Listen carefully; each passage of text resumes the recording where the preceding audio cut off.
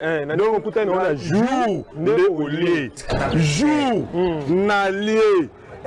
beaucoup, mes fidèles téléspectateurs. Bienvenue dans notre programme de ce soir. Dénonçons vient de commencer. Merci encore une fois d'être là parmi nous.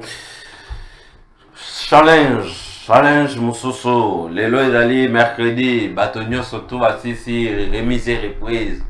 Chance Nini, Tozali Kopesa, la gouvernement soumis Noadé. Et puis,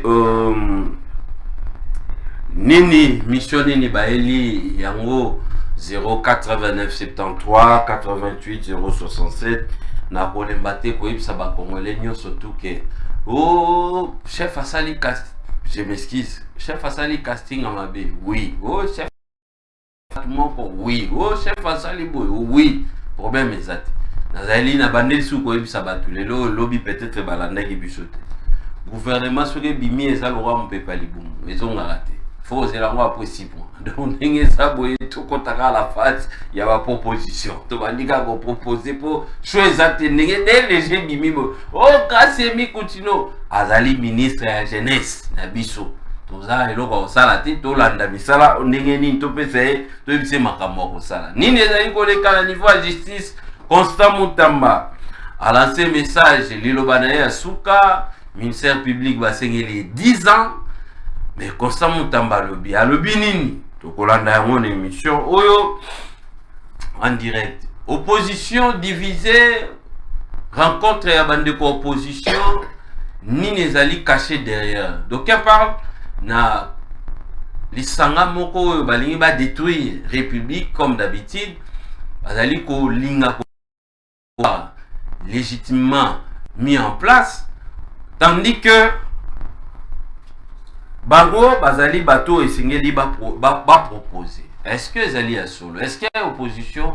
Balingi, Bavan Naba solo là, Bae Banengeni, Nirobundi sa plan machiavélique, il y a Félix Antoine Tshisekedi, il y a Olukae Tekoume dans le mandat.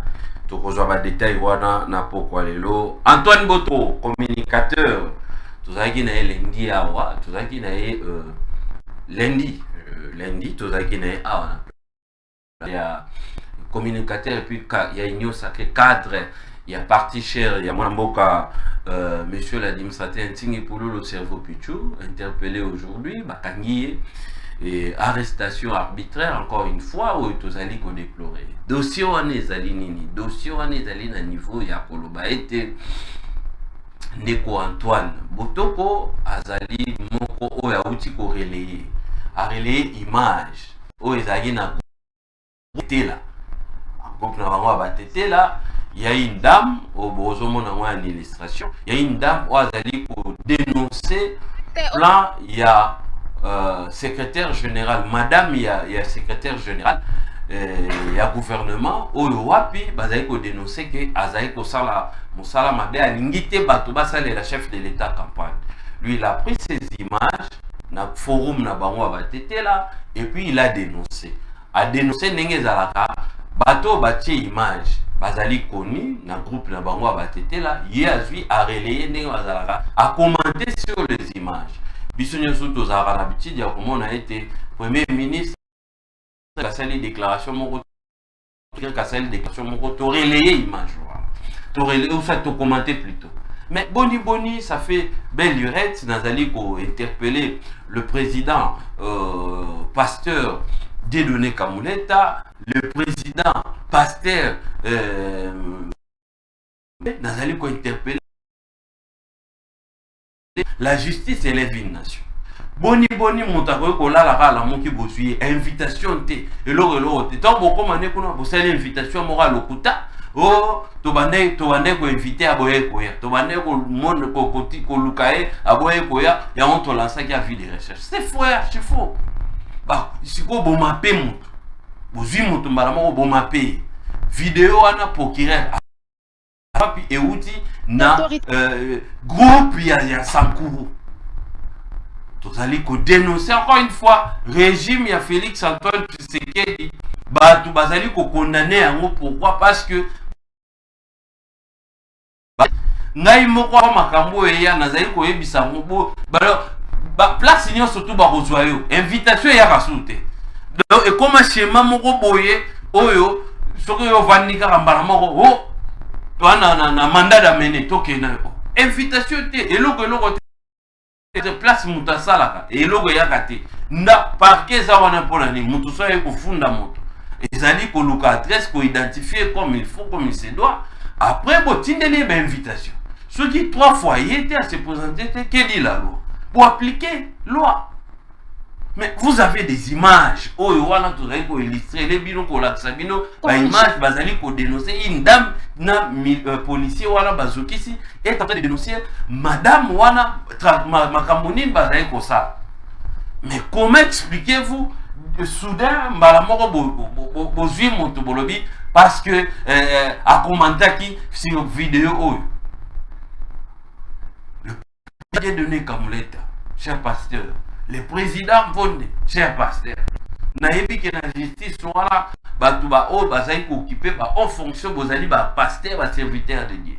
Bota la défi au Bible pesibino, ngaïté, bato mokilité, Bible pesibino lobi, la justice élève une nation. Et surtout, boza ba berger. Bossala quelque chose. En tout cas, bossala quelque chose. Bato bakomika boye, bakangi ndenge balingi, akolala na boloko. Ce qui monte azali na ba fait oh bozali ko reprocher, justice ezali ko reprocher. Là c'est l'invitation. C'est simple. Très bien. Mise au point. Merci beaucoup. On va peut-être mettre un avis par rapport à l'invité na biso peto za na bango na plateau. Cher Ribert. Kapenda cadre vers surtout bazali kolanda biso en direct na pokwa lelo tikalaka liboso etanoeke na yo tozo décrypter l'actualité tikanga na pesa l'actu du jour il y a sa sanction contre les groupes armés et acteurs impliqués dans l'exploitation illégale de minerais en République démocratique du Congo est du pays. Fayulu appelle à l'unité nationale face aux menaces perpétrées par l'armée rwandaise et le M23 et réarme la jeunesse décidée aux enjeux politiques de l'ère. Violation des engagements de Washington et Doha, les FARDC mettent en garde l'AFCEBA M23. Lubumbashi, droit de fer entre Joyce Tumba et Jacquemain Chabani. RDC, 10 ans de prison, 10 ans de travaux forcés requis contre Constant Mutamba. Ministère de la Justice entré en fonction s'engage à redorer la confiance entre la justice et les citoyens, améliorer les conditions de détention et lutter contre la corruption et l'impunité. Procès Mutamba poursuité, Mutamba devant la cour, Mutamba se compare à Fidel de Castro, Patrice Emery Lumumba, Nelson Mandela et Lula da Silva, des figures qui, selon lui, ont été jugées pour détournement et corruption avant de diriger leur pays. Il affirme avoir été trahi, mais un homme d'État choisit le silence. Ce sont des mots de Constant Mutamba. Wanezali Chitnaye. Directement, moi, Mboka Kefula Danou, procès Mutamba Lobi, que Azali homme d'État, il s'est comparé dans un grand homme. Le Kola Mandela, le Kola Lula, le Kola Patrice Emery Lumumba, le Kola Fidel de Castro, ou puis Bakondana Bango pour détournement, mais hier, après-demain plutôt, Gérard Mboka. Quelle lecture faites-vous par rapport à vos propos, rien qu'il y a Monsieur Constant Mutamba? Merci Mopandi Sango. Avant de compte rapidement, si vous avez besoin de connaître salé, ngana otozande mote. Sozo ya na plateau ya TV, sozo na problème, pesa ta journaliste, pesa ta moto alobaka. Tu ne peux pas parler. Alobate. Il faut ya koyebisa biso makambo bosali na 7 ans. Oh bukuta ki ya mabe bosali. Ko ya kate ko loba so ba problème oyo bino fo bosala. Tikanga na lobakango. Yo yaka koloba to sala ki boy to kutaki lipa carré na 200 francs to komisa na 100 francs pistolet na 200 francs to komisa na 100 francs pour pistolet et comme 500 et pistolet comme 500 ouais ya maman pour te comme 500 toujours qu'il est ma qui commis 1500 francs on est à solo comprends bibi qui comme combien bibi mati comme combien C'est pour te dire qu'il y a des cons. Dans le bisayo, tu kaka koloba. Il faut l'état na bima sala. Le bas de kodano, to sali banzela boy. To sali boy. To kitisi boy. C'est comme ça, Moussala. Très bien, l'élément. Justice à Costa Moutamba. Maloba Costa Moutamba. Arrivé, il est permis de rêver. Arrivé à Kassou Lali. Mais pour moi, on a rêve, voilà. Ils ont dit qu'ils ont un rêve au Lamoka. C'est que mon anglais, ils ont concrétisé. Moutamba, ils ont débit au débit naïe. Mais là, comme un ministre, Ngaï Nekodano qui fout les seuls journalistes. On a dit qu'on condamné avec un populiste. Et à ta place Azali, n'a pas le bac Moutamba za populiste. À ta place Azali, n'a pas douté maintenant na kila sa Moutamba. Parce que les rêves bakangiri Moutamba, ils ont des règles administratifs. Ils ont procès à Caméry. Moutamba, si tu as une administration, il fallait un cabinet de cabinet d'administration. ABC administratif. Tu ne peux pas prendre tes cabinets, tu as juriste. Parce que toi-même tu es juriste. Kassina Moutamba, ma bénétique Kassina Fati. C'est pour te dire que Ngaï n'a pas côté la été dans Malobane. Et Aïkamisa, Aïbisa Batouté que Bakangi injustement. À la peine honnêteté, il y a intellectuel comme ça Batouké. Côté administration, et pour moi qui est ABC administratif, mais il n'y a pas qu'à parce que Kolbake, yé, Moulibolu, le Mumba est même bon année. Pas comparé dans le Mumba. Le Mumba a une tentation bon année. Le Mumba pas vous appeler ça au pays de l'indépendance. Ce qu'il y a à se comparer dans le Mumba. C'est pour te dire que, Atika populisme. Moi, je suis Moutamba. Ils ont deux femmes. On se comprend. Très bien. Non, Mouyaya, ma commune a populisme. Quand on bat le bébé bango. Bateau, tu vas le bébé Moutamba, le bébé. Le bébé. C'est pour te dire que la vie, Soki, oza kosala eloko yomoni koza kosala koza malamu. Que bato ba oyo bazana yo, balingele kozo sa malamu te baza mabe, yo zala prida. Po bato wana bakocha oka bakala po tomber po ba mbatikala. Soki Moutamba yebaki que ya yeko pesa ba réforme. Ayeko bundisa ba magistrat o bazana ba 3 vies. Veste, voiture, villa. Il y a la carte rétune wana na mabe wana. Il fallait ça la prida na ba. Nyoso ya linga kasala. Il fallait ça la confort pas ko yate. Pour ceux qui a pris, bah qu'on profite quand même.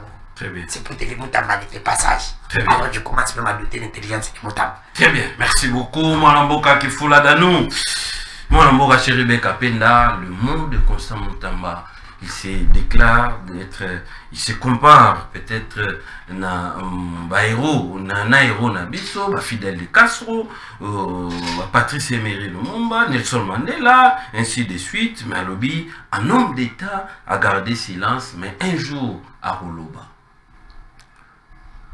Antonio Botondi, mais avant toutefois, na répondre à la question là. Très bien. Donc voilà mon rendez-vous. Na olingana ibsandi kodanu. Au-delà, il y a une appartenance politique na biso tozaba congolais. Je suis parmi les communicateurs au Bazara, là où les choses ne semblent pas aller, je les dénonce. Peut-être, il y a le binati là parce que tu as été candidat à la Lukunga, mais vous n'avez pas eu l'amabilité de vous présenter la situation isolée Kakuna. Parce que yon nozagi candidat pour la Lukunga. On est en terrain où il y a présenté dans Yangote. Natika la autorité. Très bien. Parce que vous avez candidat pour nous, bosani bango lobeli mombele.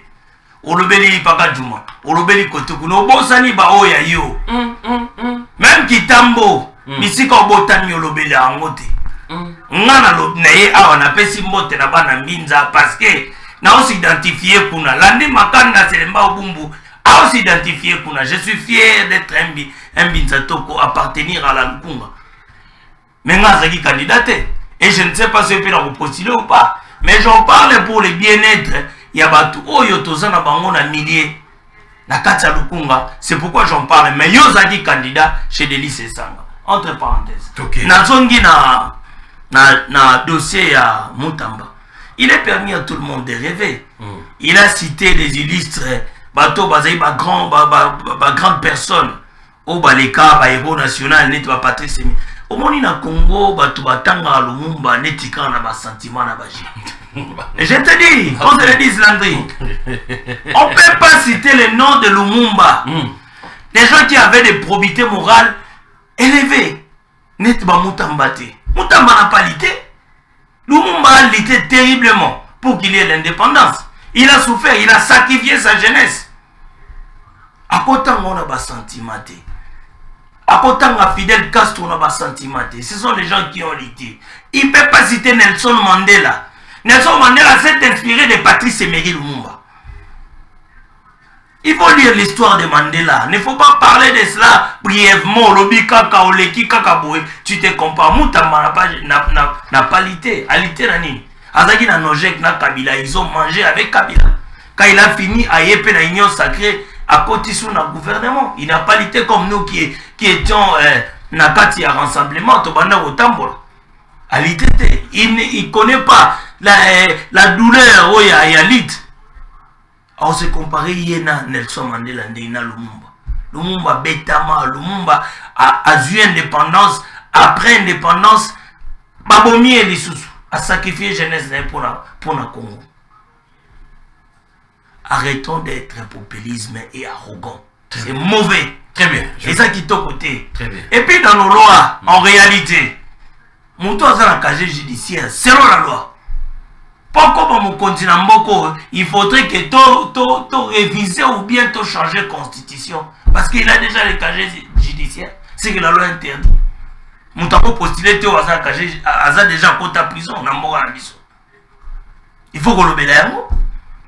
À moins de changer la constitution ou bien tu réviser l'article Moussoussou. N'est candidat. Ou bien justice est lavée. Justice est lavée. Justice est lavée, soit il y a un appel. Oui, n'appelle soit à gagner le procès. Tu peux s'accater. Oui, elle va caméra parce que caméra est procès na ezakine tia mutambate.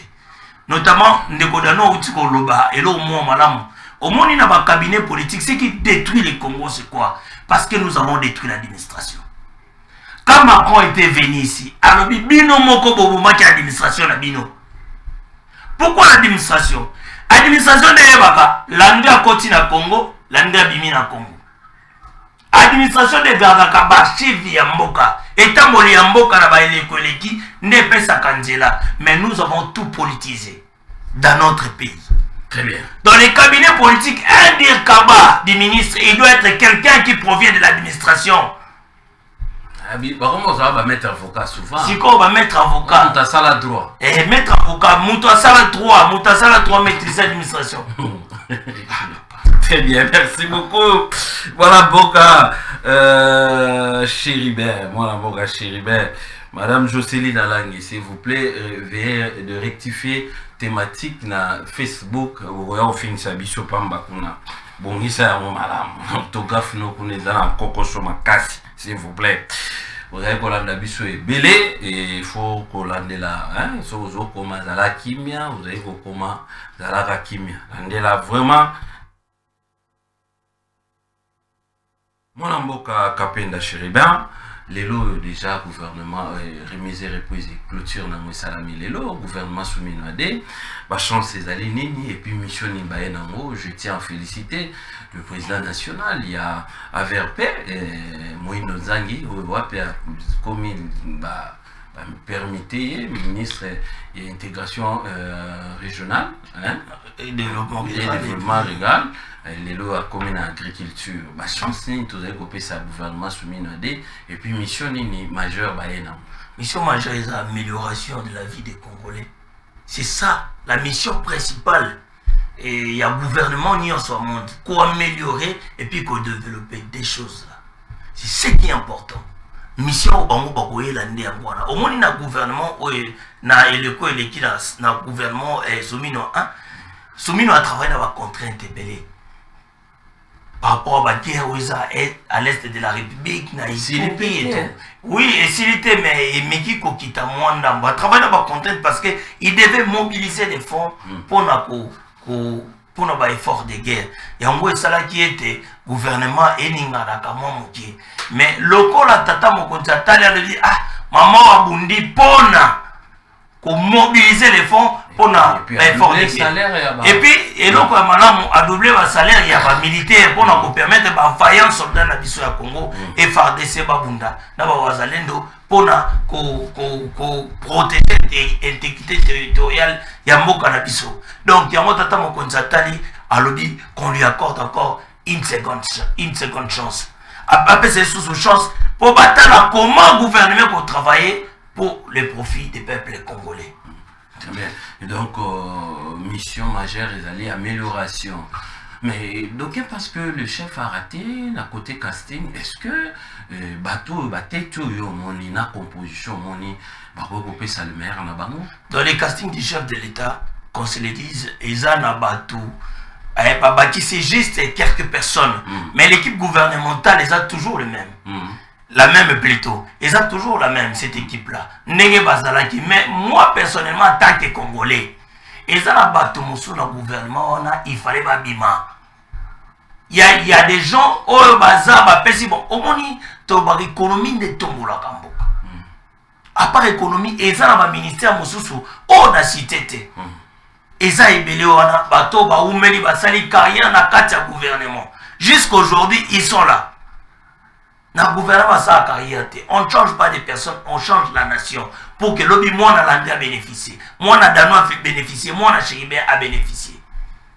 Donc, défendre, oui, nous défendons le gouvernement. Mais, auto monipé à ma paix pour tout l'objet. Très bien, mais c'est qu'il faut oui, il faut considérer parce que c'est en parlant. Tant que tu as dit que ça a été et que ça a été. Ba rectifier ba yeba na kobongisa o travailler ma beza la coach na match na ba supporters ou miozo beta bien de en luka bongisa. On doit parler d'eux pour qu'ils changent leur façon de gérer, leur façon d'agir. Vous savez, le Congo, c'est un pays qui a beaucoup de problèmes auxquels nous devons résoudre. C'est un pays malade. Donc, le Congo désire les gens qui sont des hommes de terrain. Bato bavanda na biroté. Parce que bato babeti ba 10 ans, ba 15 ans dans le gouvernement. Si on va batanga na ba ilikino wana, o batanga na ba yese, musala ba mwazani. Musala ba mwazani.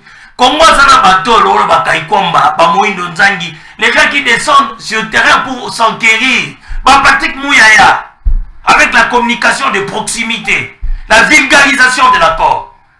Bato lo ba Jean-Pierre Liaou le cerveau d'État. Mécanisation kofuta ko augmenter salaire yaba agent de l'État. Qu'on paie ça le meilleur du peuple congolais. C'est ça l'objectif.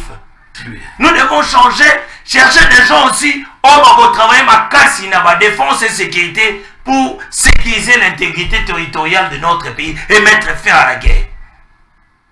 Dans tous les domaines, il faut exceller pour nous permettre Congo et Zonga à niveau chiquet international. Parce que dans le monde, nous étions respectés à l'époque de Mobutu. Les petits pays, le Rwanda, ne pouvaient pas jouer avec nous. Parce qu'ils savaient que Mobutu, il était fort. Notre armée, c'était fort. Même Kadhafi enviait l'armée du Congo. Très bien. Merci beaucoup. Il faut pour améliorer les conditions de vie à peuple congolais. Merci encore une fois pour vos alliés de souhaiter dans l'équipe et vos matissés volume na bino pour la nana bokebinyo surtout ndeko dano ke fula gouvernement soumis nodé ma chance des alliés et puis mission landi pe ko débatteur. Merci ndeko mopanzi sango. Na landi ndeko nango tuza ko partager na makanisi. Na pourquoi elle est là. Ça linga passe.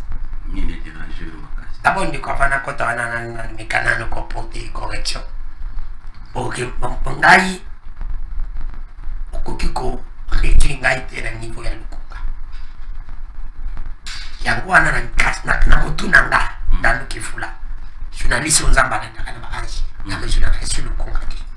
Na comment raisonner République. Na comment raisonner Congo. Yango wana na koza so tante na lobela kama lukunga. Sibili funa lobela makambo ya Congo. Neti na zakolo bakelo na lelo na régime yo. Ils ont des provinces, ils ont représenté, ils ont maïté dans sa cour. ya régime Fati. Pourquoi tu vas aller vite? A nommé Fati, a voté Fati Belé, mais Fati a pris par 12. Si vous n'avez pas le bénéfice de combattre, dans le niveau la communauté internationale, la communauté nationale,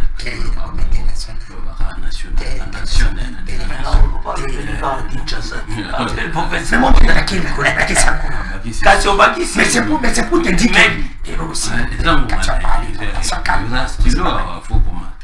quand tu as parlé, moi j'étais calme. C'est pour te dire que l'ongo l'a gagné. Ok. D'ailleurs, qui suis sur une décoration salée, au et si nous mettons le monde, quand même, le monde a été cohérent, honnête. Pourquoi tu n'es pas cohérent? Tu parles des gens qui ne sont pas des modèles. Que tu as cités. Et nos modèles, on les connaît, il y a des petites choses. Oui, il n'est pas modèle. Il n'est pas modèle. Qui? Oui, nous avons non plus n'est pas modèle. Tu vas dire que je vais te donner des éléments ici. Quelqu'un qui est modèle, il doit être exemplaire.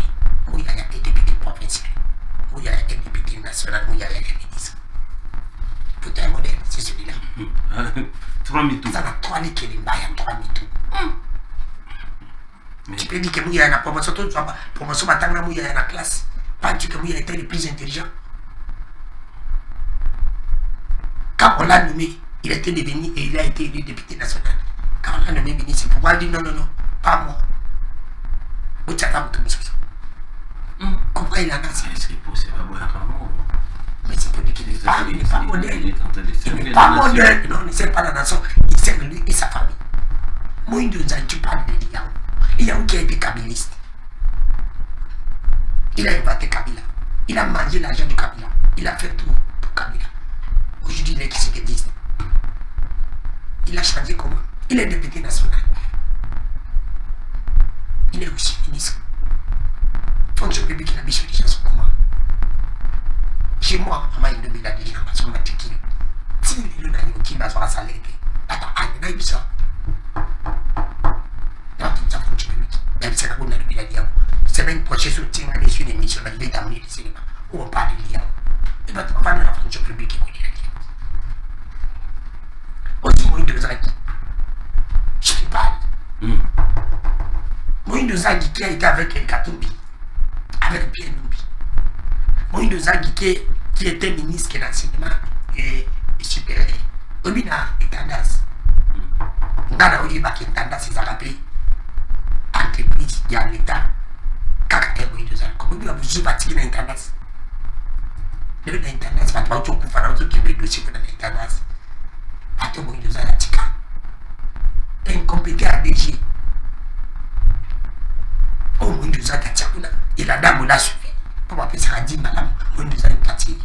Alors que quand Intanda, celui qui Intanda va s'en la colère. Oui. Celui qui Intanda va mettre à babique. Celui qui Intanda va s'en la rabatole. Mais la machine va nous sauver la tika. Mouton Moïse est à Longola. Moïse est à Longola pour 2 ans à Sakima. Attends, nous pour appeler ça, dit. Je te parle, tu m'as parlé, laisse-moi parler ici. Oui, il ne faut pas le suivre. Il faut continuer. Les hommes, ne quoi n'a pas boumé. Il est intéressé comme vivre la vie. Quand on va te la sur la kawana. On va foutre là. On va foutre là. On a des stations sur la kawana. On va foutre là.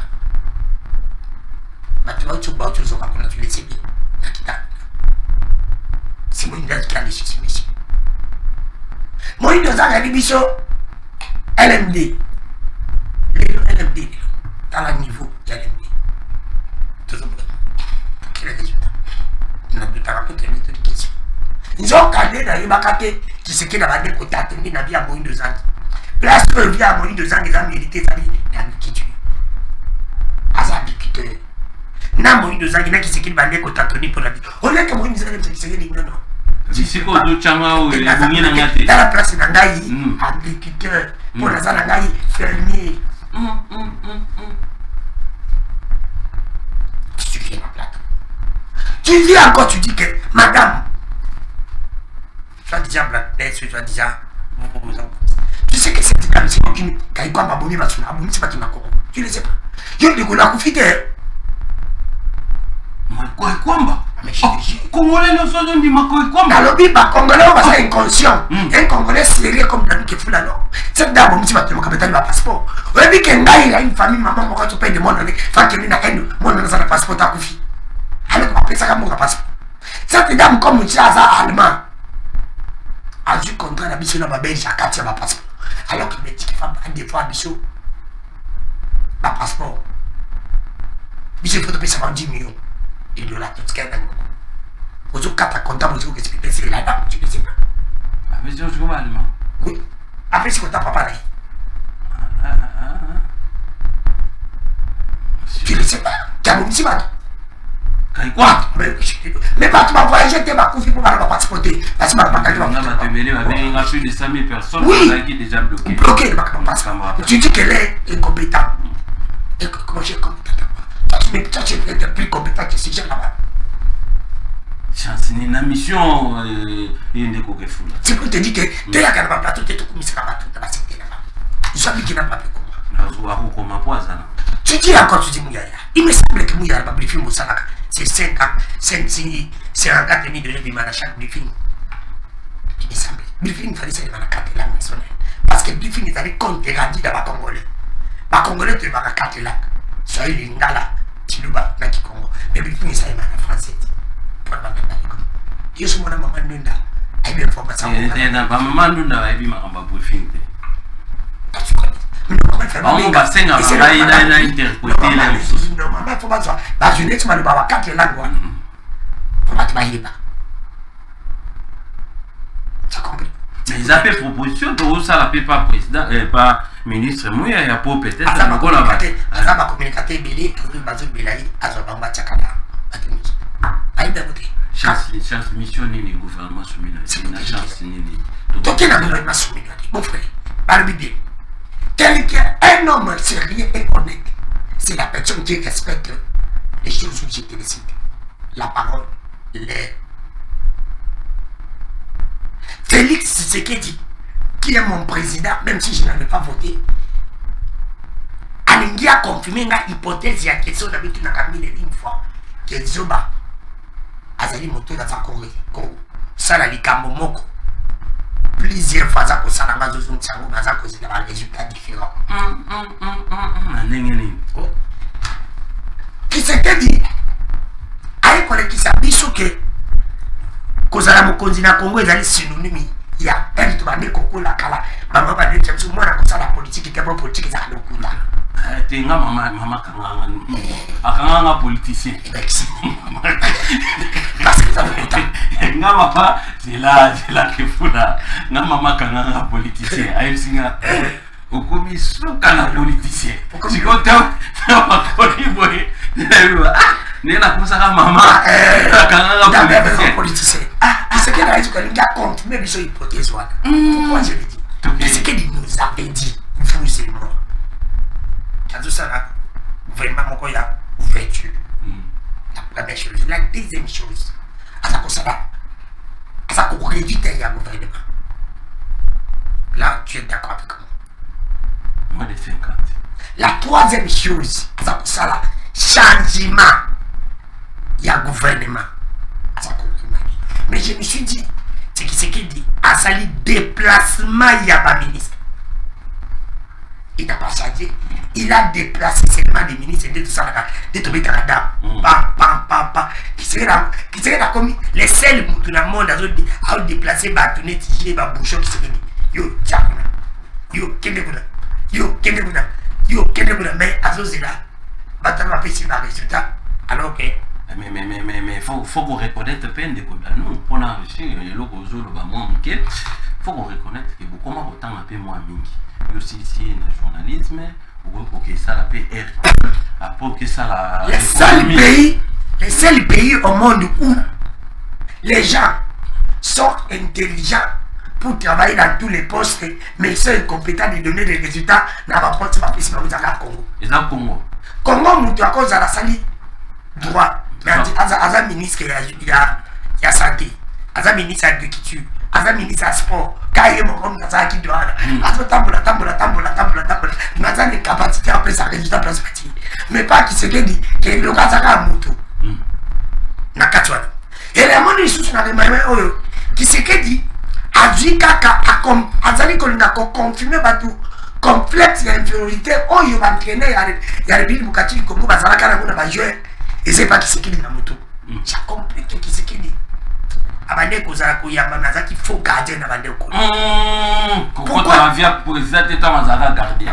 concernant ba témoignage azala koyamba bien et pas ute ko pouvoir na stade ya kolanda kabulo te na kabulo te je te jure pourquoi je te dis ça ndeko moi je reste sur les faits ok Tshisekedi alinga confirmer biso hypothèse wana fuchité pas très bien on va entraîner ya kala soki je va wita abeta na poto pour na za bon joueur abosani kisa ba chero babeta bazaba doko ba bon joueur comme ba poto trésor pourquoi je dis Tshisekedi a nommé Kaboulou ministre parce qu'abonné Kaboulou en français Kaboulou a nommé Kaboulou comme ministre de la Tshisekedi moko avec la partie c'est bâti à mon avis que le camp ba jeu ba français bien na sport na tali na sport akoyeba Kaboulou dans malade Kaboulou a petit Tshisekedi vient nommer mon Akutino ministre de la jeunesse pas mon asala TikTok a commenter à le ba qui on a ça ba courageuse c'est na tire kuna akiko kochai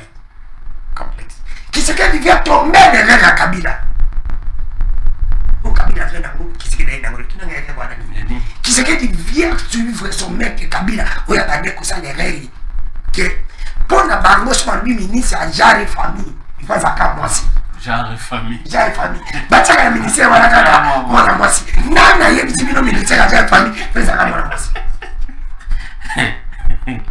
loko na Kabila tsaki bana basi baleka Tshisekedi peut bien Tshisekedi vient encore tomber na erreur ya Kabila ya combinaison kakoza ministère de la jeunesse ko chakaka baje qui vous a dit quelque chose à ministère de la jeunesse faut chaka je alors que baje le bani na yibu mkulu apesi résultat oyena apesi résultat ndeko kamba de ministère de la jeunesse kwa ko cha papa même maman mais oya yibi makamba baje oya ko sala pour que jeunesse sani kamba de ministère de famille on peut mettre un homme oya kamba déjà il y a des arrêtés ils ont dit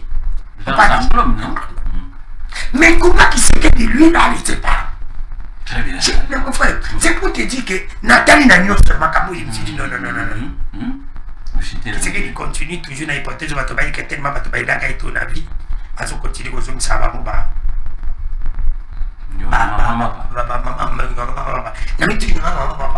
qui est parmi tous ces mondes de bazar où il est Tshisekedi n'a pas pensé Tshisekedi à l'époque à 2 millions de dollars comme ça 2 millions du code cash parce qu'à l'époque Tshisekedi n'était pas millionnaire je sais pas ce qui Tshisekedi a 5 millionnaire Tshisekedi n'a pas pu raconter la pouvoir de bazar le côté Tshisekedi n'a pas pu Félix Tshisekedi ndemona Kabila bazana ndako soki azalaki millionnaire mpo azala ndako Tshisekedi moto apesa ye bato aza te mais Tshisekedi akomisi bato wana tout bamillionnaire tout le monde oyo bazalaki bayaki bamillionnaire Tshisekedi moto akomisi bamillionnaire mais nyonga bapasi afuta te kofafuta nyonga pepe akoki konome bino te oye na moto akokota osukoli obendi sapate otiki motuka kamingane na mbutege atiki motuka kota pali pepe azwi moto akomi azotoka alali moke epongi azotoka bosupi aye mpe na mbongo na ye ndeazabitabitese mo mafuta kota asalisi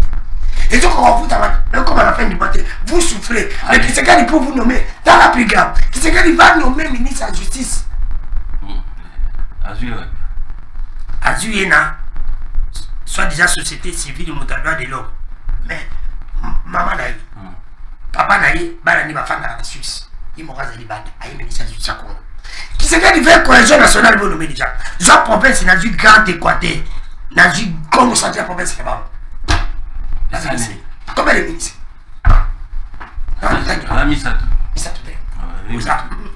premier ministre ministre Mkongo Samba Émile Coutinho il y a le souci il y a Didier na province moko 4 na province mosusu c'est qui Tshisekedi baye na kaiba papier amatala yeba ateke dana za mutabo Tshisekedi signe sans vérifier c'est qui Tshisekedi na province abatuki est-ce que le niveau de Tshisekedi allez très bien merci c'est pour te dire que Tshisekedi a dit ça non mais comment va collaborer Tshisekedi na va éviter ma place ni ma ndeko So mutu azoyeba ba collaborateur na été logique ça simple j'ai fini par ici c'est la peuple il y a une débêche va kubinga ba pesa nga réponse elle va do tanga ngano na classe na yipi a dibango soki na kosi boko bo de ko yidinga ko moto bando za ko na bo sokaf sociologie africaine elle quand les deux peuples se rencontrent ils ont besoin de quelque chose culturel la culture se change peuple za makasi apesa ba nda culture sikoyo na yoka kana Congo na yoka balobi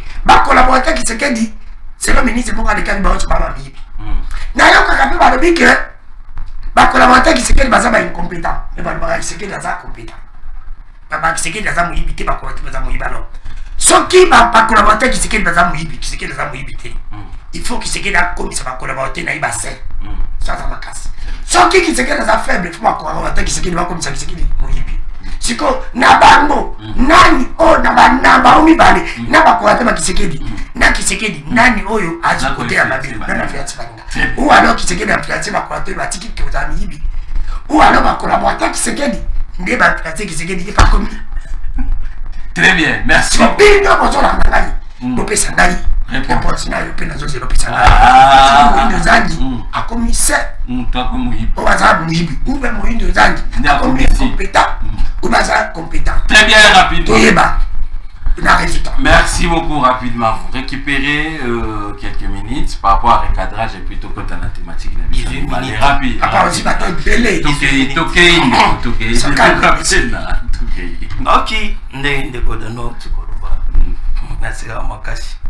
Mais avant tout, il faut avoir un système LMD, nous avons expliqué.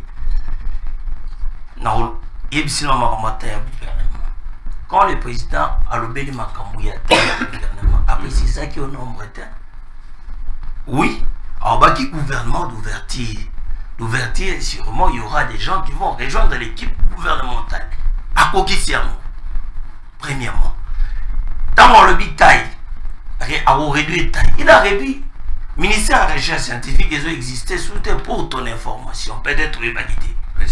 Peut-être. Et ont issu, et comme le ministère de l'Essu et de la Recette. Relation avec les parlements. Relation avec les. Non,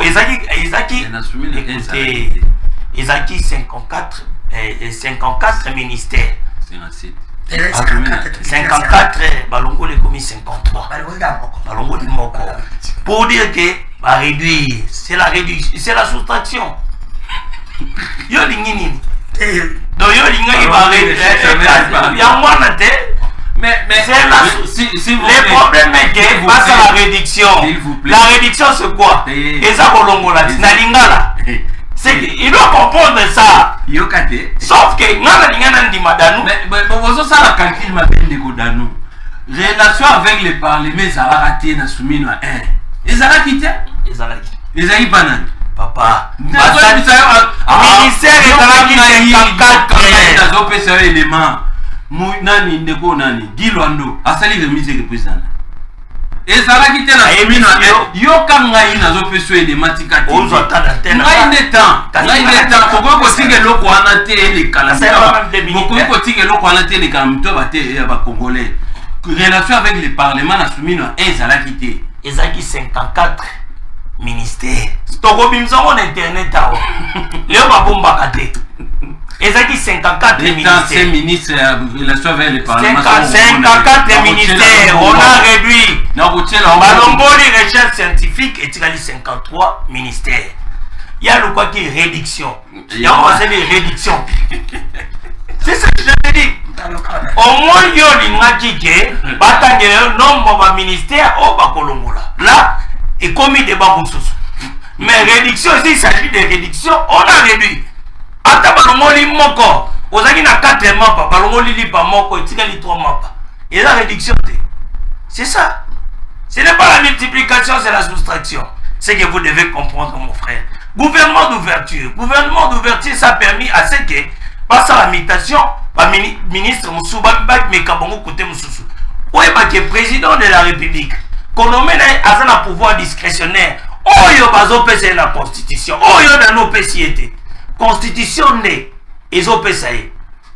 Pouvoir discrétionnaire de nommer quelqu'un. Alors, ceux qui a poni Moutou, oh, y a qu'on nommé pouvoir discrétionnaire na NDPC à la contre de la constitution. Ils sont constitutionnels. C'est que tu dois savoir. Ouverture et permettre, Jeanne Bakota, notamment grâce à Mikoutino, malgré Batebele Bazo critiquer, mais donner la fille, la dame, la chance de travailler total en Wokeni. Total en Wokeni. Bon, pe misu bakoti, topé sa bango chance. Toko zalate kaka, peuple oyo zakana ka pona ko critiquer. Faut topé sa bato chance total en bakosala. Nazongi na makambo par rapport à ba modèle. Par rapport à bateau bassin la compétence. Tu penses que dans le métier du journaliste, toi tu es plus compétent que Patrick Mouya. Dans mon sang, nous avons journalisme. Tout utile, accord va signer, vulgarisation de l'accord, Patrick Mouya. Tu me poses la question, tu me dis que tu es le premier. Tu que nous avons de combattre. On a tout par rapport à compétence, il y a lobby compétence. Moi j'ai parlé des hommes de terrain. Homme de terrain. Le Congo a besoin de courageux, n'a pas besoin de bureaucrates. Parce que quand on a lobby que le Congo est un pays malade. Attends, on a besoin de remède. Tous on a besoin de bureaucrates. Il y a des titres, il y a des professeurs, il y a des niños surtout. Non. Togo Zamuto est un simple licencié. Mais s'il donne le meilleur pour le Congo, il est un licencié, simpleté. Simple licencié. Parce que ma licencié a mis comment? Na licencié, na chef de travaux. Non. On évolue. Il faut pas aller là-bas. On parle des républiques, on parle pas des individus. Comment tu dis que le tribunal va te dire simple licencié? Et on a simple licencié. On évolue alors. On a licencié. On évolue. On fait appel dans la fluidité. On peut ces missions, papa. Il faut être élégant. On comprend. Alors, l'obéi par rapport à la compétence. Moïndo Nzangi a géré les suites en connivence avec les professeurs. Kolobena sous dossier un système LMDT. Parce que Moïndo Nzangi, lorsqu'il est arrivé dans le ministère de l'ESI, Ataraki Amoni, État généraux Salemaka depuis 1993. Il fallait ça l'État généraux. Dès les suites. Dans l'État généraux dans Lubumbashi, pour ton information, Azi a même ici ma professeur Nyonso ya Congo. Na ba bazali bandamboka, ils étaient à Lubumbashi. Ici bango système LMD yango ezali. Il fallait qu'on en vigueur depuis 2012 si je ne m'abuse. Il fallait qu'on en vigueur mais Kabila batika comme on a tiroir. Et qu'on en vigueur. Exposons devant les professeurs.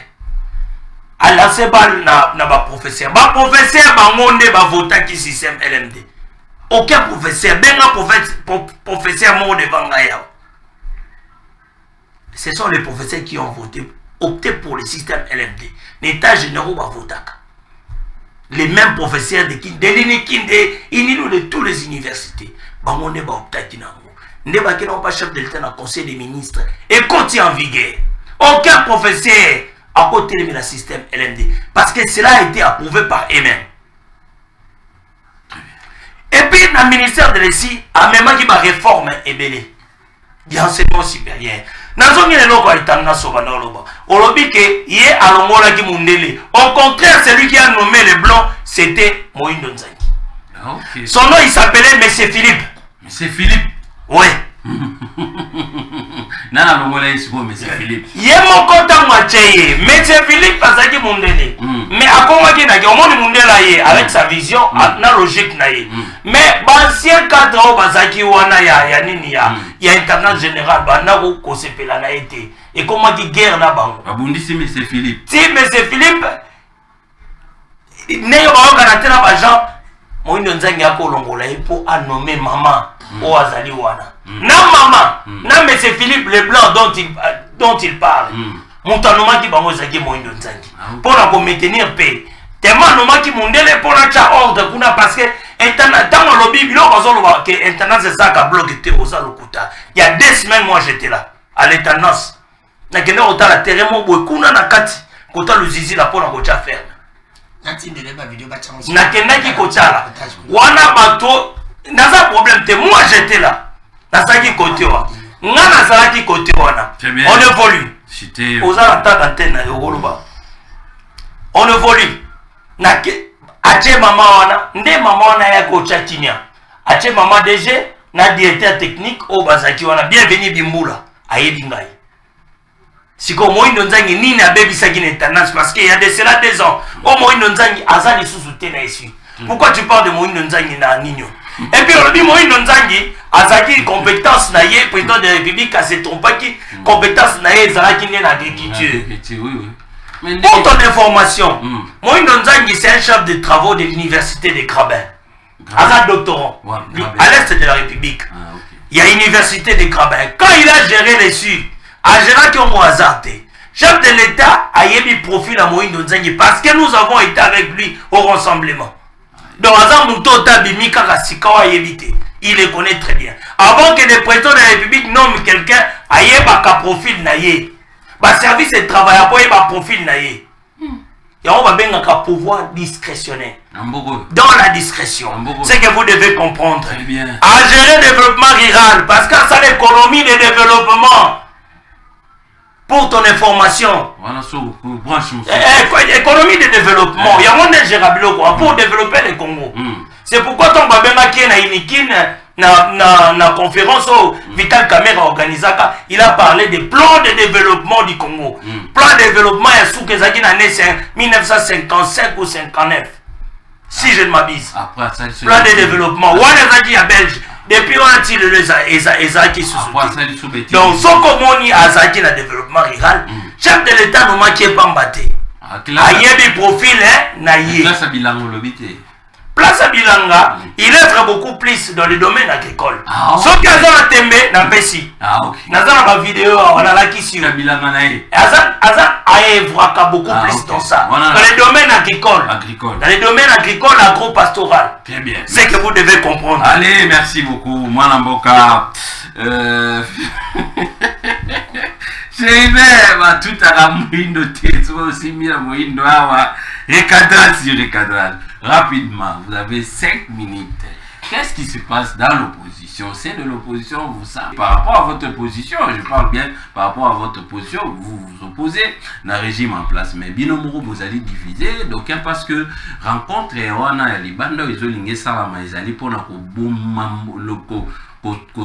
mécanisme en place pour amplifier la stabilité dans le cas et puis pour chasser le président élu légible en place. Ni les alliés qu'on est en opposition, vous andez comme ça ensemble, balobi à l'occurrence Kouloutou Mike Mukebay, député honoraire, Abetil Sola que Martin Fayulu a pu participer na fête monene na rencontre monene wana le président Martin Fayulu il peut avoir que ça la recadrage moko devant les jeunes il est parti na ko loba ete balanda bato wana te. On sent la division au sein de l'opposition. Est-ce qu'on peut espérer un résultat? Et puis, quel est le bien fondé à rencontre? Il y a opposition, moi, la moka qui fout là-dedans. Vous avez au moins 5 minutes. Merci de comment pas dit ça. Mon frère et ami que j'aime beaucoup, Chéribé, qui confirme la plateau d'ailleurs. D'abord, bonne chance à l'équipe nationale de mon quartier du Congo. Va gagner. Il confirme la plateau d'ailleurs. C'est qui c'est qui ne connaît pas Géry, qui c'est qui ne connaît pas ses collaborateurs. Indirectement. C'est ça les notes de son discours. Ce n'est pas moi. C'est lui qui confirme ça. Pourquoi je l'ai dit? Moi je reste chez les flics. Sauf qui selon lui, Moïse Nzangi a été meilleur dans l'issue. C'est pour te dire que c'est qui dans le place, par exemple, meilleur. Atibato. La place, par exemple, meilleur. Parce que l'éducation est suffisante. Ça va les. Tu ne le passes la bise pas sur ma cause. J'étais avec les étudiants. Il faut les dénoncer. Messieurs. Il faut dénoncer. Vous êtes congolais. Messieurs. Il faut dénoncer. Oui, ayant cette structure-là. Quand quelqu'un insulte quelqu'un dans la télé, c'est par là que vous recourez à la justice. Non.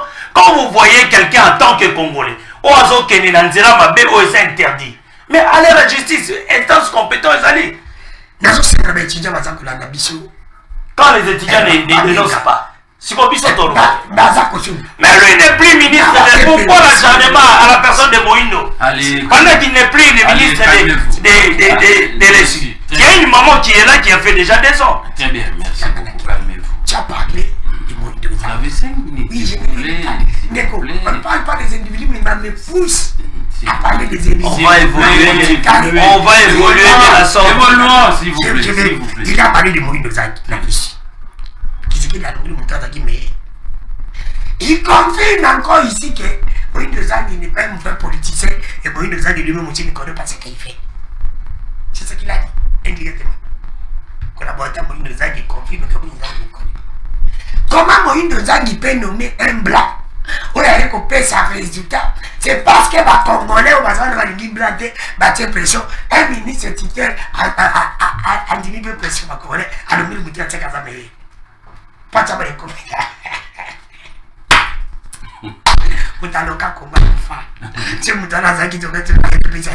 Oui, on est mais il y a des choses auxquelles il ne maîtrise pas. C'est moi qui t'ai donné même le nom de la personne. C'est Philippe. C'est M. Philippe. M. Calmez-vous. Ça, c'est ce qu'on appelle les ramassis. Ologote Obambi. Ologote Obambi. C'est pour te dire que oh, je n'ai pas de hey, obeti libanda. Na domaine ya passeport na bosa nego pinde dokwa. Passeport nyonso ko bosa na ligne. Te batwa bomo bakufaka bato. Te bakufite papa. Te bele babwa. Na passeport na jongo na 4 semaines na sali ba processus nyonso. Calmez-vous, calmez-vous. Calmez-vous. Quoi maemo a répondre à bisoke. À reconnaître erreur, tout ça, et puis on va y a toujours une imperfection. Toké dossier opposition. Mon frère ami, je le respecte beaucoup. Il pose des questions.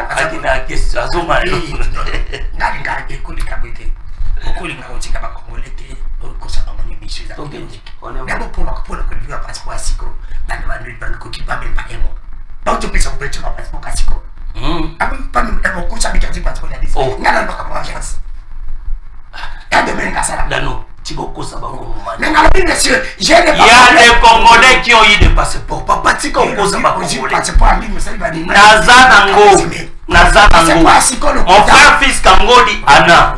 Maman Jili Masika, Anna. Allez, calmez-vous. Bonne nous au Kosovo. Danou qui est là. Le passeport est passé de opposition, s'il vous plaît. Allez. S'il vous plaît, calmez-vous, S'il vous plaît. Passeport ya Sika. Oh, toto Futambo, on écoute. Papa, monsieur Chéribé, s'il vous plaît, calmez-vous. S'il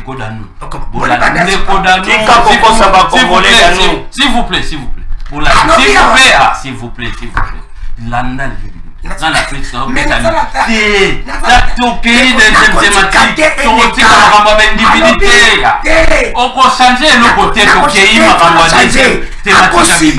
quelqu'un qui a été nommé par Moïno Zaki, il est intelligent, il va donner des résultats. Moïno Zaki a dit pression à bateau. Alors, tu as Katina Nautica. Mais Moïno Zaki. Ça, c'est de l'acharnement à la personne de Moïno. Pourquoi? Quelle thématique a bien, il y a opposition. Poser question opposition pour qu'on réponde à des. C'est la raison pour laquelle, avant mon chité, ce qu'on a.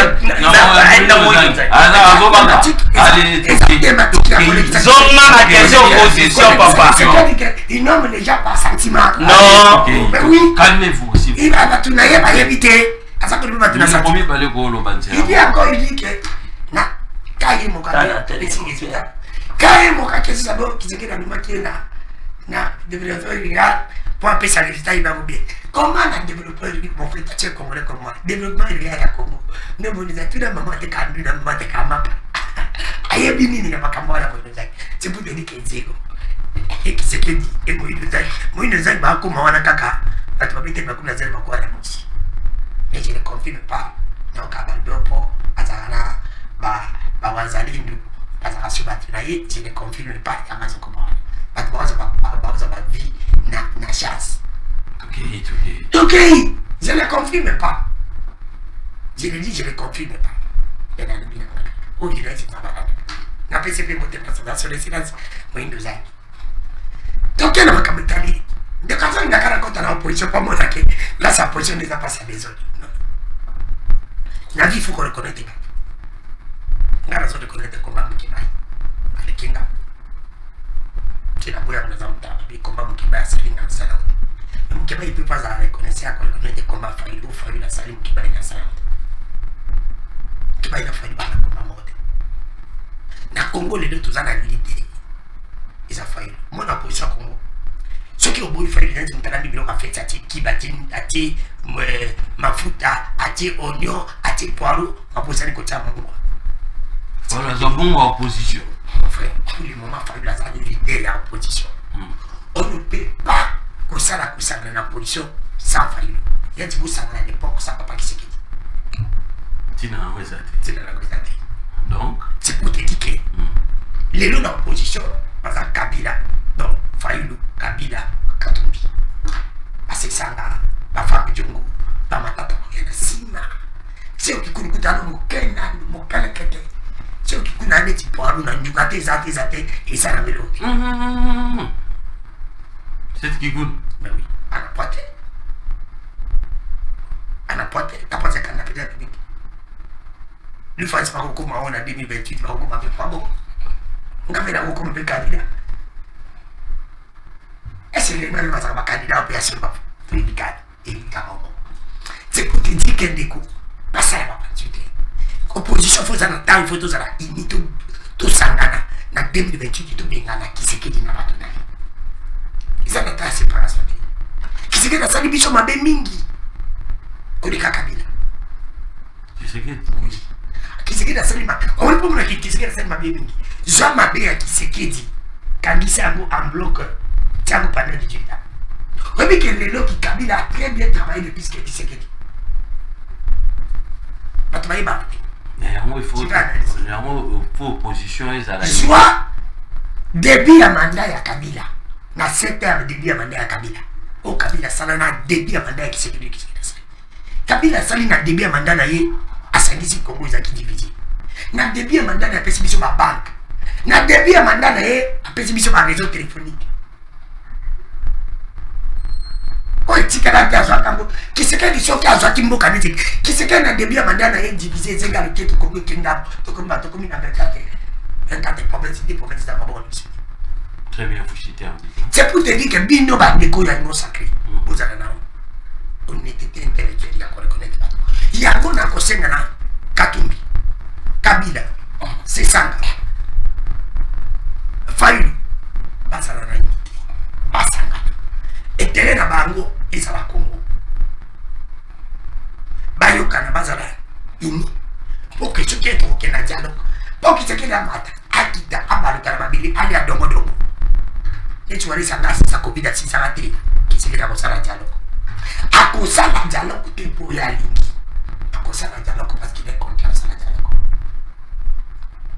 bato na hypothèse ya kolobakelo tozomema dialogue ti 2028 tosala glissement des affaires Kabila azali na Congo mobimba yango amemaki bongo kisiki na Congo mobimba te nda mboka na biso ndambo eza atika yango na maboko bangona il faut azongisa biso yango c'est pour te dire que soki azosala dialogue mpo nango azosala dialogue ke mpo alingi amema matuta kaza te keno yenda kozala glissement te le message c'est pour te dire que ngai eza kosenga bandeko ya opposition bazala ini eza kosenga na Mike Mokibai aso azoluka base aluka ngo na bandei mosusu aluka ngo te na ndenge ya kotete Fayulu lelo aza lider très bien merci olinga ye Fayulu azali Tshisekedi lelo nalinga ye azali mboka mabimbi nazala na Congo soki alingi ye te na kati ya Brazzaville elelo na c'est pour te dire que olinga Fayulu te ine lider ya opposition olinga Tshisekedi nalinga ye te ine président actuel président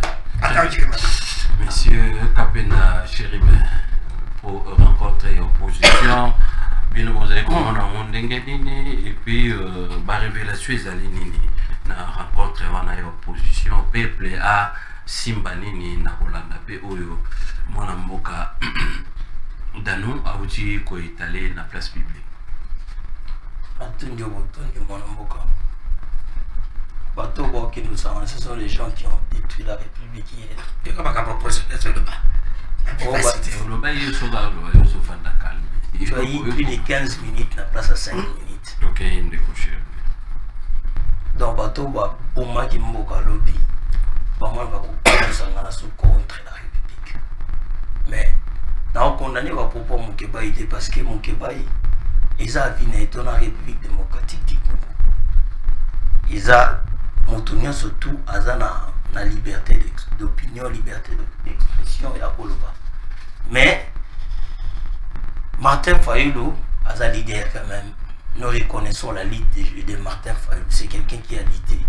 Ayebinde, Mokeba Ayebinde, mais tous à qui bisogno sont tous un rassemblement. Donc Martin Fayulu n'est pas n'importe qui. Et Ayeba, quand même, Kobongisa langage naïe. Mais Martin Fayulu attaque qui était Azaka opposé à Mboka, Azaka congolais. Mais Bango Baza déjà bateau, Baza na bloc paix à Makantia Malam pour la Congo. Donc, na écouté, on a applaudi pour la monter. On applaudi pour la monter. Sauf que, na bisika ba ok, ne peut pas la réunion, on dirait pays où on est peu boy non. Faut pas ça réunion on a au Sénégal. Mais Sénégal est boy. Et puis quoi qui est ba monter. Et permettre de que va salon au Sénégal. Donc ils ont déjà vu à l'échec. Donc au dimanche au bon gaba qui sali banda Sénégal a boy. Et boy qui va qui nous sala ba réunion on a kuna kabila. Donc pour préserver les relations diplomatiques avec nous. Ba boy en déjà. Donc à s'attaquer à Martin Fayulu parce que lobby à l'écart qui n'a pas médié il parlait de Martin Fayulu. Les gens oublient. Ojiba Lobaka Katara Isoko Bengaïna présidente. Et on se rappellera. Moi je pense que c'est ça. On est en opposition, puis on va pouvoir la route à la communauté. Par contre, on a pas de carte, parce que on a pour nous détruire mon Kabila. Monter à AFC. Na nini bato a PPD on a surtout. Et ça suite il y a nini il y a bangonia surtout baza connivence na bato au baza kuna na est. C'est pour faire que ça kuna ni. Il y a un cadre de la patrie. Donc question n'est pas dans l'AI, ils ont vraiment naïveté. Gouvernement soumis à des chances et missions et puis rencontre et opposition, probable rencontre et opposition. Qu'est-ce qu'il faut retenir? Un sujet où pour la bande de réunion sacrée, ils allaient rencontre Moko, il y a bateau va détruire Mboka et puis ils ont sujet alors du jour pour la bango mais va être batouana va détruire Mboka. Il faut jamais qu'on tire attention à bango pour la mon Mboka danou a singé na ba opposition ba opposant plutôt nyo surtout ba sangana comme c'est l'homme pour na couper ça ba solution ba joie moi Mboka Félix Antoine Tshisekedi o asali ba Mboka Mabe, Sali Mboka Mabe, Batia Libanda, va espérer que Bandeko, Bakoyoko Sala, Bakoyoko a chance d'organiser dialogue après 2028 pour glisser et aussi mbatter pour une partie à pays. Ils allaient dans ma qu'on a bisoté, ils allaient pas agresseur. Et Matali Souminade, il faut jamais espérer, tu sais qu'elle dit. Chilosisme mo bimia wa so café bimi pe na plateau wa selo moi la mboka danou ke fula soki bato ba culture mi balé ba kutani soit moko ko impacter soit mususu ko sala impacter mais boni est-ce que Félix Antoine Tshisekedi azali ko aza impacter na bato mabe to ye lokola azali malamu yenda impacter bato wana Tunami bongo binone mutuboko tuna pe bien par rapport à gouvernement soumis à des chances européennes ça ngoezate mais moi na mboka kapenda Chéribin a l'obéité et sengel topé ça a chance déjà ba koti ba une mission il y a pour travailler pour redorer image pour pesa pour qui ça pour ça ba congolais oyo wapi ba congolais bazali ko traverser ba moment Dieu. Quelles sont nos préoccupations ce soir? Les 089 73 88 067. La plupart des Congolais, tous les journaliers. On dit jour, na journée na bimi boy. Oh na kutani nango ndenalier. La journalier. Journalier. Donc kutani on a jour ndé jour nalier. Na bimi na journée na lié. La plupart des Congolais, tous les journaliers. so ndi jour na journée ndenge na bimi boy oyo nakutani nango nde na lie la journalier donc okutani na jour. Oui, bonsoir. Bonsoir papa. Bon, on a une intervenir. Très bien, toujours. Intervention raisonnable sur la situation actuelle, il y a justice. Justice au Congo, bon, là, il a moni, c'est normal, on moni, Jésus dans la Yara Mukiri, Batouate, mais la gagne, ça va être un bateau oyo, parce qu'il va encore la servir, parce que les Nzambi. Après, ma conseiller, puis ma pommier, papa là, il a dit pour défendre la souka. Alors, Jésus n'a pas besoin de prédateur. Tout à la madame, on a dit que j'ai confiance à Fatih. C'est un monsieur qui est sage et intelligent. Alors, qui si la mission à ma Congolais sur le monde, ma vraie mille, je suis allé quand on dit bon, on va mille de la prédateur.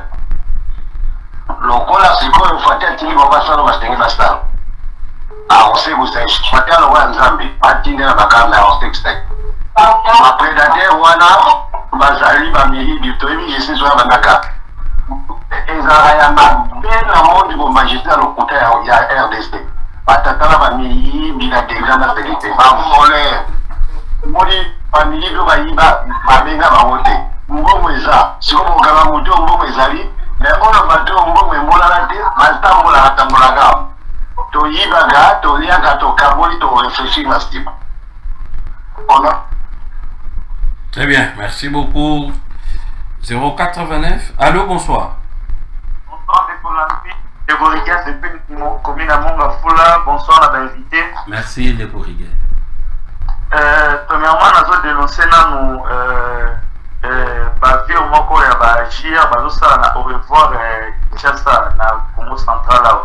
Na ebisio bakomi kopeta bagene na commune na quartier ya Kivula Rose a été bakomi na moi bazokota bazokanga bagene. So bakangi batambusi opanda ta nyonso wana bazio mbongo et puis balibéré ba coup de balle même na buto lelo esobeta déjà wana.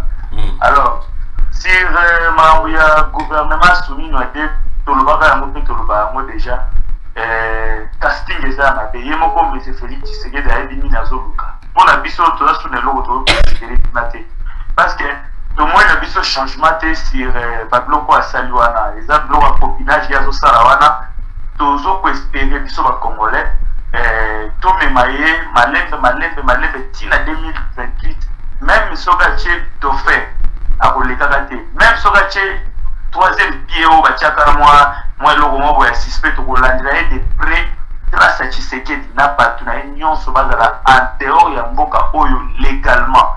Bon pour la mambo ya opposition je suis désolé sur la mambo ya opposition nazo ko kota pena dossier on parce que bango nyonso bazokende na basens moko mpenza ya malamu te mais espérons que avant 2028 tozwa motu oyo leader moko ya malamu oyo akoki koremplace Tshisekedi po mapete fayolo mpo na nga na mwana ye lokola babeta na moko age de dame na Félix Tshisekedi. En tout cas préoccupation na nga na pokwa lelo eza yango.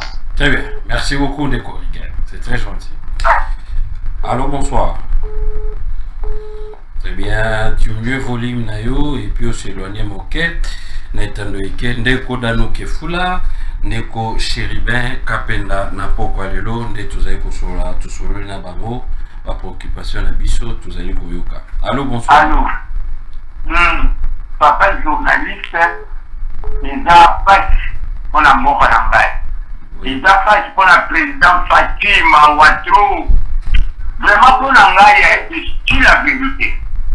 Na makambo président Fati awuti kosala biso na gouvernement oyo azomérite te.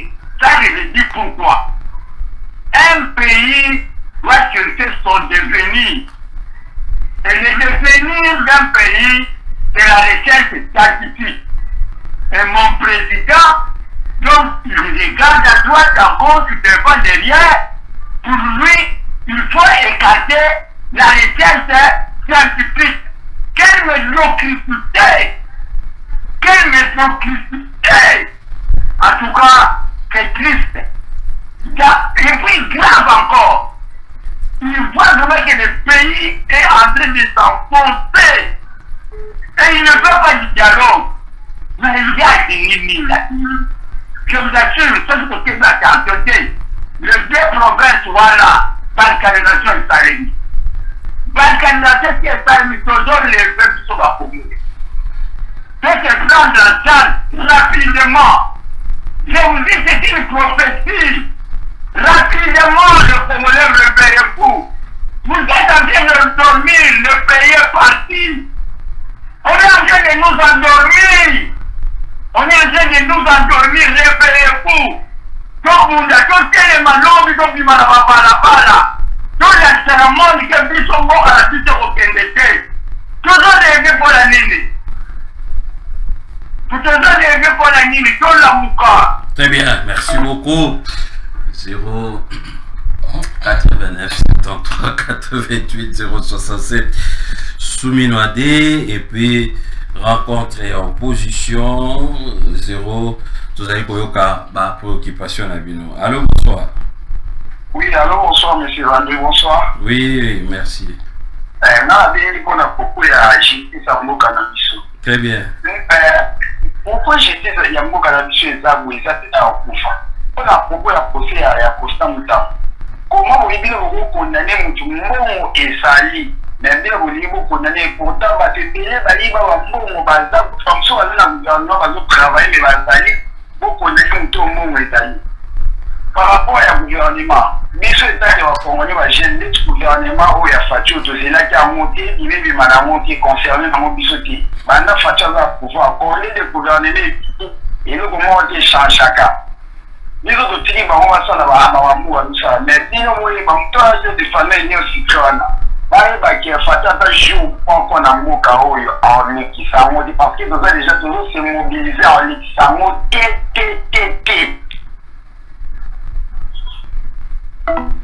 Très bien. Merci beaucoup, on va chuter avec les appels. Souminoadé, Patubagolo Bamingo, Koganga. Et puis, peut-être tout peut sa chance dans l'opposition. Opposition, on sous Baromi Kotala, Bilongi,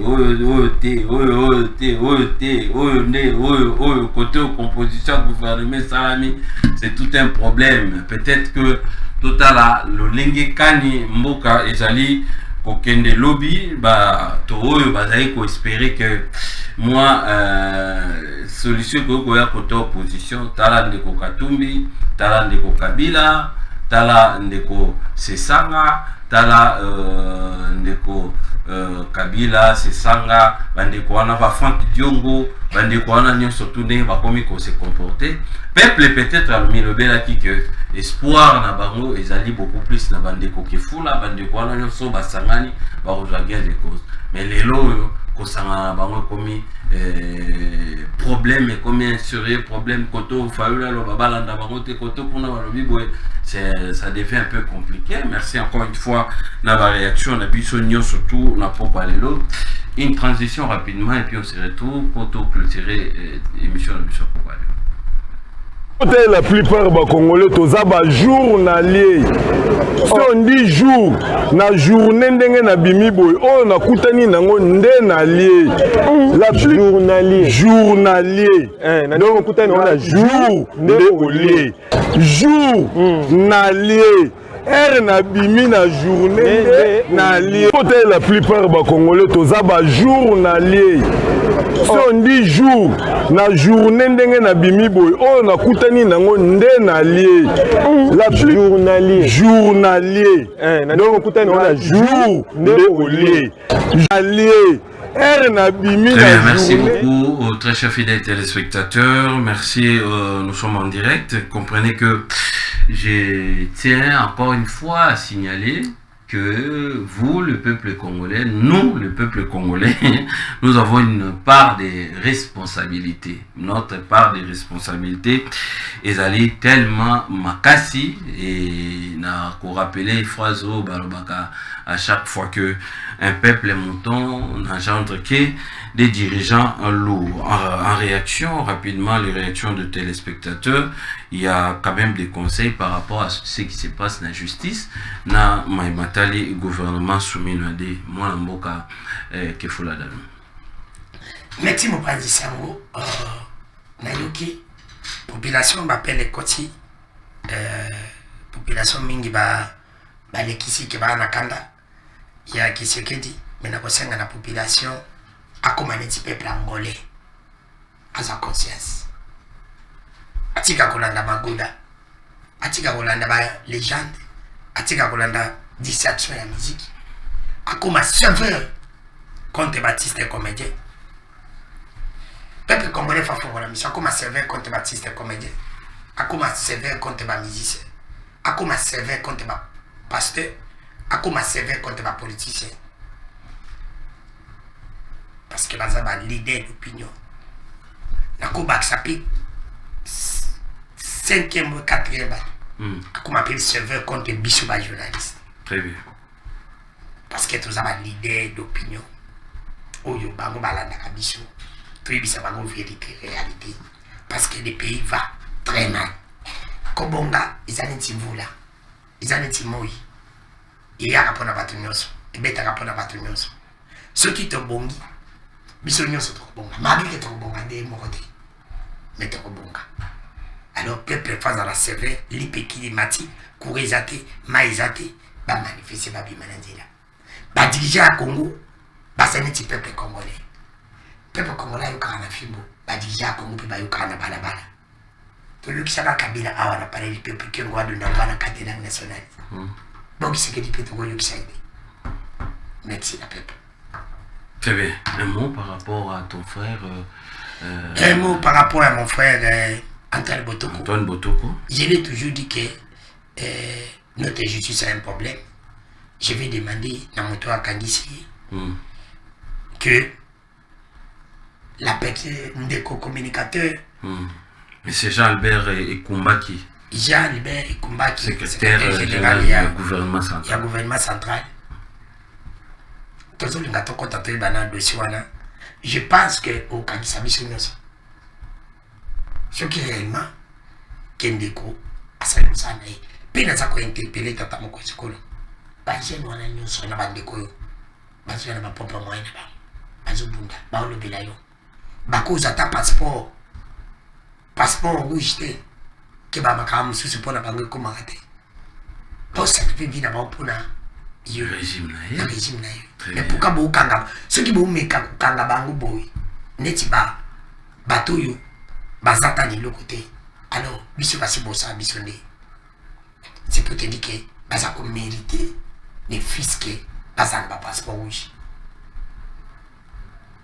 parce que bazo sala musala na yo il a fait bazo salango na ba risque na ba bazo finga ma chaque jour na ba pop na ba pays na ba bakimutu makanza ko bafanda na lola po makambo baloba ezarabe mais papa de la canette bato souffrir pour la Christian qui se dit pour la Félix pour la maman mat pour Anthony mais na suka bakana bango alors nous demandons na tata mokonzi ko le pays na bandi ko nyonso ya ino sacré pe na communicateur nyonso tous se mobiliser je pense que lobby to zala kuna to yeba de ce wana zandere nini et nous demandons Itiofat la libération ya mwana mboka Antoine Botoko. Très bien, merci beaucoup Mwanamboka Kefula. Rapidement, Mwanamboka Chéribin Kapenda Averpé. Mwanamboka Moindo Nzangi, le président national. Les grands Mouzalendo. Les grands Mouzalendo. Voilà. Très bien. Tika ya répondre. Tout qui est indéco Chéribin. Zala concentré. Nalandi mituna ya ba Kongomani ne ba benki. Bien Walubi. Taogi bien, mais les peuples congolais, bazana tata mokonzi ekolo. Bango nde bapesa ki mandat na webisa bango bazala kimia tata bunda kapeselo ko malamu ba bana. La patience fournit toujours de bons fruits. Bolanda te obapoza ba kolobaka. Tata mokonzi apesi bino gouvernement sumino abotalela yango. Bopesa fati confiance. Bopesa confiance. Bokozwa eloko malamu. Na lingina chité directement dans le dossier à Antoine Botoko. Na singa na tata mokonzi. Biso ba communicateur ya union sacrée ba communicateur belé union sacrée to courant ba grand risque parce que nous défendons le régime. Ba grand risque d'abord makambo belé. Objectif na biso eza ko aider exécutif gouvernement et ça la malamu. Ce qui monte lo malamu te a ko dénoncer. Parce que biso toza ba communicateur ba acteur politique.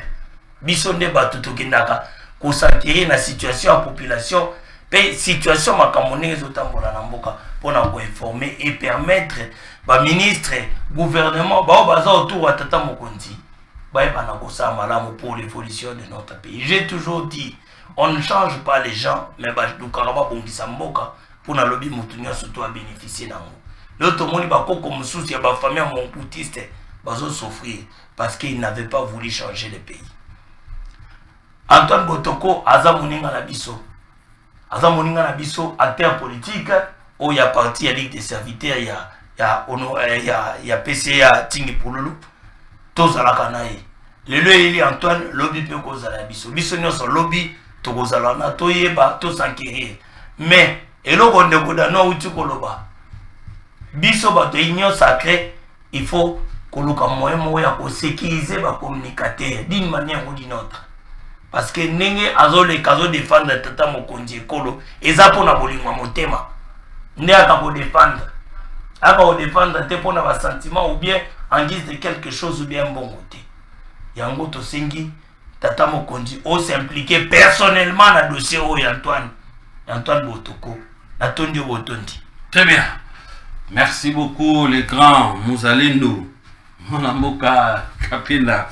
Merci encore la bisogna surtout Tozaki Libosa Betandoike où tu contribué pour la émission à Pourquoi Lelo. Merci encore na bandeko surtout bazo Mbappé te ko sala biso confiance. Merci na ba appel na bino ngonga na biso vraiment et pour ça ni tellement makasi na pesi longo de l'équipe technique na zoko rappeler kaka bato ba ko kamba justice et sengeli ba resto respecter mibeko ya mboka. Baje wana ya kukangaka bato 17h 18h ekomi makasi dio na mandat d'amener moko to bana ko luka to suyo moto atika komona te invitation te ezali ko éternel image ya justice na biso ezama be bandiko belé ya justice bolanda ke monsieur puis bo apprécier biso bo soara na biso bo changer méthode wana ezama be makasi. Vous n'invitez personne, les Arabes ont besoin de au mandat d'arrêt. Invitation et l'autre. Ça ne se fait pas comme ça. Ça ne peut pas se faire comme ça de la sorte. C'est notre pays. Le lobby kuna na interpella qui on pona ndeko Espérant Kasson. Lobby kuna na interpella qui on pona bandeko Prince Kinana. Lobby na interpella qui on pona bandeko msusu ya opposition pona Marley Vuvu. Lobby kuna ce sont les mêmes histoires. Boye ba place bateau ba vanda raté. Boye bi place mutafanda raté maman kaka au mandat d'arrêt. C'est quoi cette histoire? Ils ont vraiment réduit le pays n'abisso. Ils ont quitté le pays n'abisso makasi. Encore une fois, merci. Merci beaucoup na moi mboka kefula mbote yango. Merci. Merci beaucoup d'être passé. Merci na moi mboka Chéribin. Merci Nabino. Merci Langayo. Denis Amrindo Zani Mbote.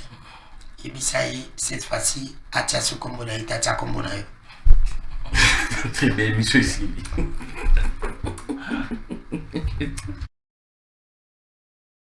On va se séparer avec cet élément.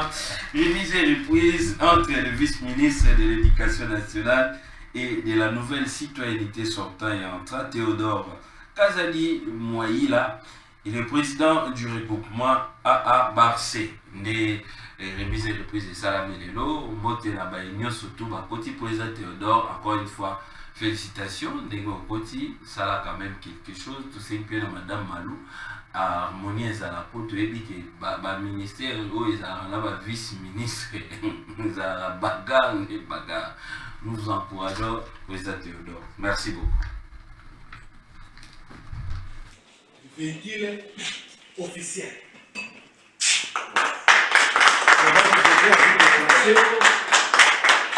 Ça va. Bon, merci de cette idée. Je suis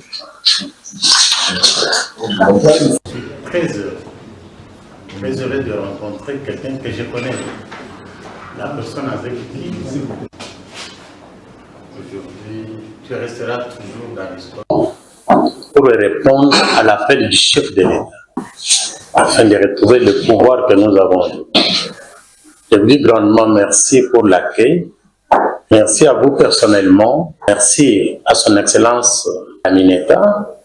Merci à tous les personnels